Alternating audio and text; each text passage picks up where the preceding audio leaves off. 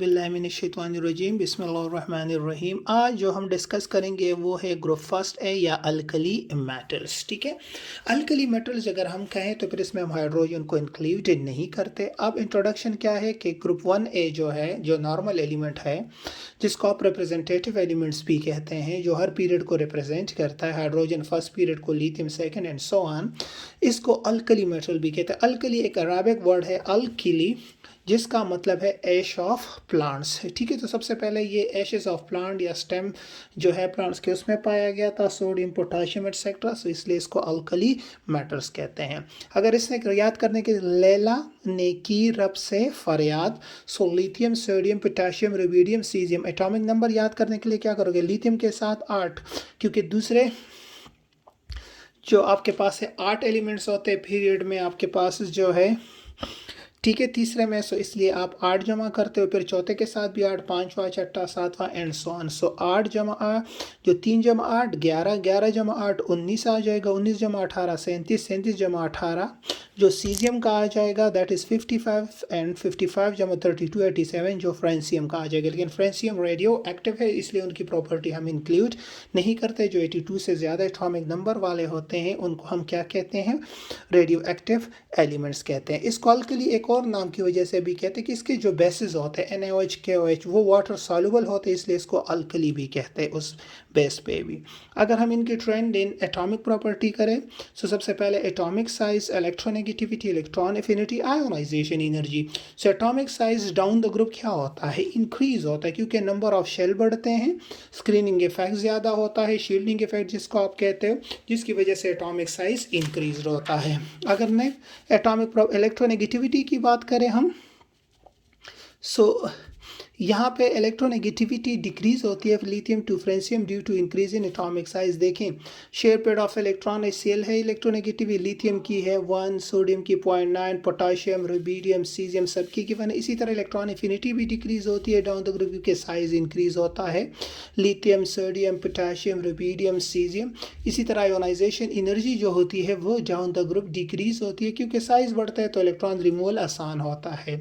इसी तरह trend in physical properties अगर आप बात करें, सो पहला है कि स्टेट है, तमाम के तमाम जनरली किस में एग्जिस्ट करते हैं, सॉलिड स्टेट में, लेकिन गर्मियों में खासकर पाकिस्तान में francium and caesium exist in liquid form, क्योंकि इनका जो मेल्टिंग पॉइंट है वो 38 एंड 28 है, और रूम कंडीशन गर्मियों में पाकिस्तान जैसे कंट्रीज एशियन में मोर देन 40 होता है, इसलिए इसको भी बाद लोग इंक्लूड करते हैं कि लिक्विड स्टेट है। Melting and boiling point down the group क्या होता है, डिक्रीज होता है, क्योंकि साइज इंक्रीज होता है, सो मेटालिक बॉन्डिंग वीक होती है।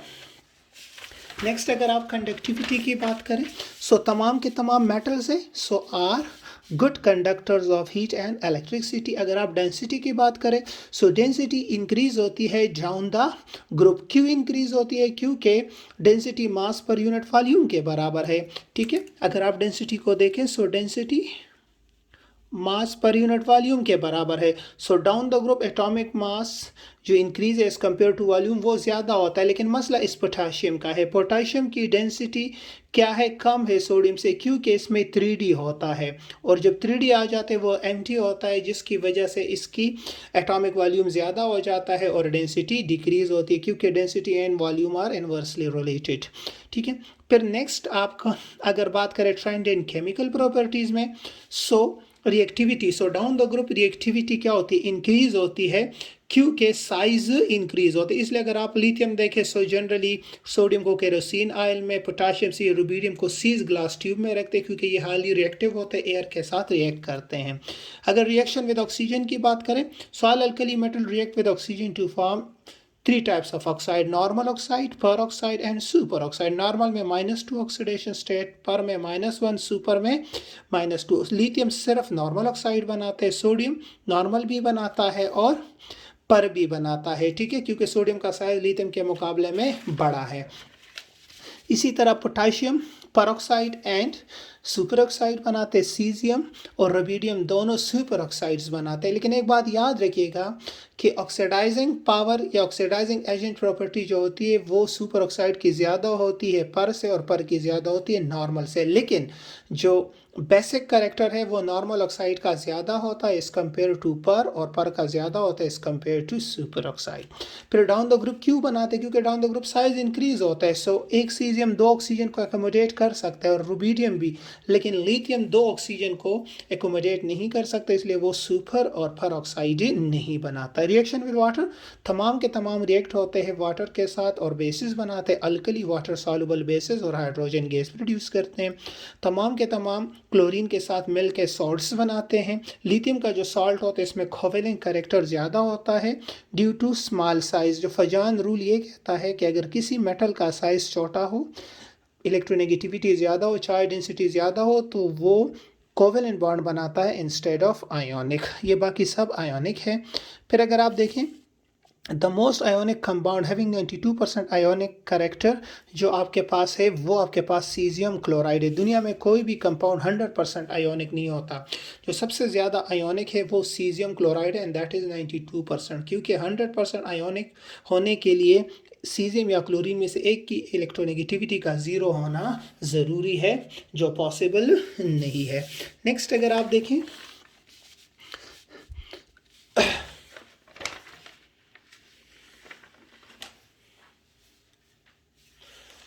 रिएक्शन विथ नाइट्रोजन, अगर आप देखें यहाँ पे, यहाँ पे अगर आप देखें अल्कली मेटल नाइट्रोजन के साथ रिएक्ट होता है, लेकिन कौन से अल्कली मेटल रिएक्ट होते हैं? सिर्फ लिथियम रिएक्ट होता है क्योंकि इसका साइज छोटा होता है और कोवेलेंट कैरेक्टर ज़्यादा होता है।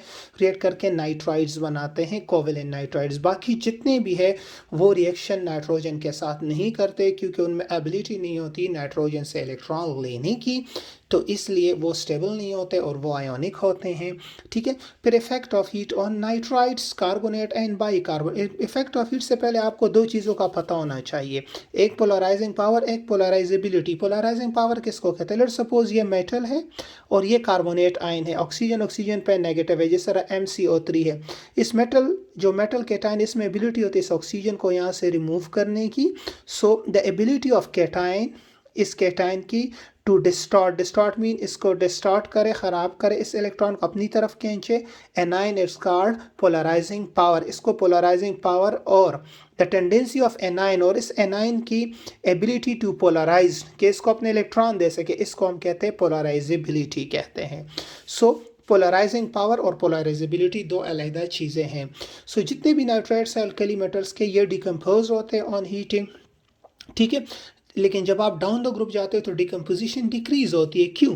क्योंकि डाउन द ग्रुप मेटल का साइज इंक्रीज होता है। अब लिथियम का छोटा है, सोडियम का ज़्यादा है, जिसकी वजह से मेटल में एबिलिटी नहीं होती इस ऑक्सीजन को अपनी तरफ खींचने की नाइट्रेट से, जिसकी वजह से डाउन द ग्रुप जो है स्टेबिलिटी बढ़ती है thermal of alkali metal nitrates, carbonate या बाइकार्बोनेट। इसी तरह देखिए लिथियम नाइट्रेट डायरेक्टली डिकम्पोज होकर oxide, nitrogen dioxide and oxygen बनाता है, और जो सोडियम नाइट्रेट है वो नाइट्राइड्स बना के देता है। ठीक है, ये नाइट्रेट है और ये नाइट्राइड्स है।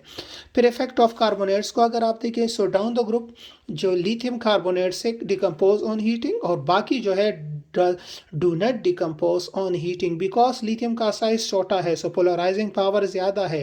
पोलराइजिंग पावर से मुराद वही attraction of electron from that carbonate ion, ये ज़्यादा है लिथियम की, मतलब पोलराइजिंग पावर इस कैटायन की ज़्यादा है डिस्टॉर्ट करने की, अपनी तरफ खींचने की, जिसकी वजह से ये लिथियम कार्बोनेट डिकम्पोज हो जाते। बाकी जितने भी कार्बोनेट्स है वो मुश्किल से डिकम्पोज होते हैं। अगर आप इसी तरह यहाँ पे देखें, सोडियम को देखें नो रिएक्शन, तो ये डिकम्पोज नहीं। अब bicarbonates, so all bicarbonate decompose on heating. जब डाउन द ग्रुप जाते हो तो डिकम्पोजिशन डिक्रीज होती है क्योंकि down the group size metal का बढ़ता है, तो इस मेटल में इस ऑक्सीजन को जो इसको निकालने की एबिलिटी कम होती है, जिसकी वजह से कार्बोनेट्स की जो स्टेबिलिटी है डाउन द ग्रुप बढ़ती है। फिर अगर नेक्स्ट इसमें है ग्रुप फर्स्ट में flame test. So flame test is a test which is used to determine the colors of different alkali metals, और हम जनरली इसमें यूज़ करते हैं HCl क्लोराइड्स की। क्लोराइड्स वोलाटाइल्स होते हैं, तो वो जनरली आपको टेस्ट देता है। ये प्रैक्टिकल की कॉपियों में है, पेज नंबर 5 पे, सो आप वहाँ पे चेक कर सकते हैं कि सोडियम कौन सा कलर देते हैं, पोटाशियम कौन सा देते हैं, ये एक्सेट्रा।